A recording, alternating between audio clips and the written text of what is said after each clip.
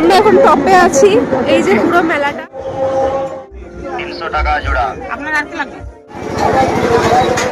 হ্যাঁ everyone, welcome to কেয়াস। আমি তো চলো আজকেও যা যাক মেলা। হ্যাঁ এই দুদিন এখন মেলা চলতেই থাকবে, কারণ আমি গ্রামের বাড়ি এখানে চলে এসেছি, তো এখানেও মেলা চলছিল। তো এটা ছিল বাসাপাড়ার মিলন মেলা। তো এই মেলাটা খুবই সুন্দরভাবে হয়, আর অনেক মানুষ দূর দূরান্ত থেকে অনেক মানুষও আসে। তো এখানে মেলা ঢুকেই প্রথমে দেখে নিই এরকম বাচ্চাদের কিছু খেলনা টেলনা দেখে নিই। তারপর ঢোকার পরে দেখে নিই মিষ্টি, যেটা মানে বাড়িতে নিয়ে যেতেই হবে। এটা ছাড়া তো বাড়ি অসম্পূর্ণ। খাজা, গজা, তারপর বালুশা, অনেক ধরনের মিষ্টি বিক্রি হচ্ছিল মেলাতে। আর এগুলো আমার খেতেও খুবই সুন্দর লাগে সত্যি বলতে। তো তারপর চলে এলাম কাপের দোকানে, আর এখানে কাপ কিনে কিনে তো আমার বাড়ি পুরো ভর্তি হয়ে গেছে। তো এখানে তাও দুটো জিনিস নিয়ে নিলাম। তারপর নিয়ে নিলাম 100 টাকায় কুর্তি, সুতির কুর্তি, আর এইগুলো বিক্রি হচ্ছিল 150 টাকায়। আমি 2-3টা নিয়েও নিয়েছি। তারপর এখানে বিক্রি হচ্ছিল ঘর সাজানোর জন্য কিছু কভার, পর্দা, এসব। গরম গরম খেয়ে নিলাম মোমো। তারপরে হাতে চলে এলো দই ফুচকা। দই ফুচকা খাওয়ার পর চলে আসি ছোট্ট ছোট্ট কিউট কিউট টেরি দেখতে। এগুলো পুচকুর জন্য দেখছিলাম, কিন্তু আমারও সত্যি বলতে প্রচুর পছন্দ হয়েছে। আর এগুলোর দাম বলছিল অনেকটাই, কিন্তু বার্গেনিং সেরকম করতে না পারে আমরা ওখান থেকে চলে আসি। পরের দিন আমরা নেক্সট দিন দেখবো, আর সেটাও শেয়ার করবো তোমাদের সাথে।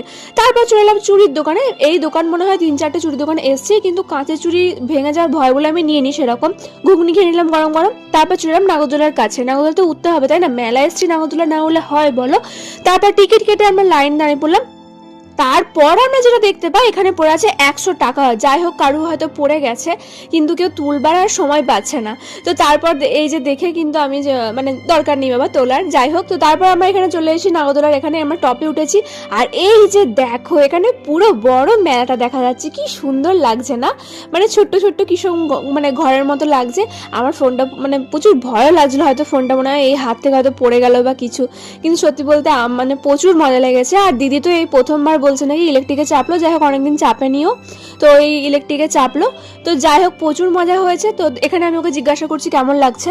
আছি এই যে পুরো মেলাটা লাগলো।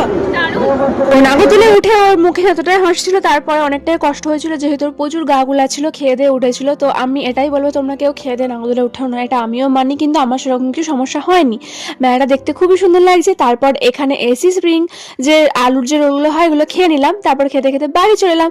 তো গাইস চলো ভিডিওটা এই অবধি, আবার পরে নেক্সট ভিডিও আমি তাড়াতাড়ি আসলে চলো টাটা।